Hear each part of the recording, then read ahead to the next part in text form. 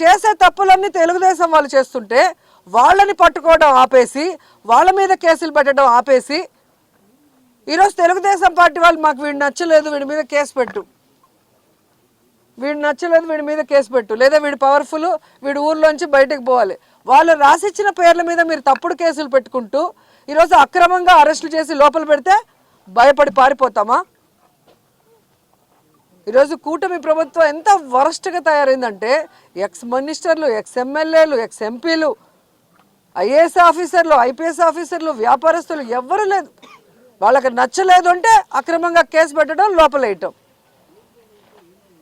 ఇలా తెలుగుదేశం పార్టీ చెప్పినట్టు ఈరోజు చేస్తున్నారు కాబట్టి పోలీస్ వ్యవస్థ ఎంత దిగజారిపోయిందో మొన్న కేంద్రం ఇచ్చిన ర్యాంకింగ్లో మీరే చూశారు. 36th ప్లేస్కి వచ్చింది.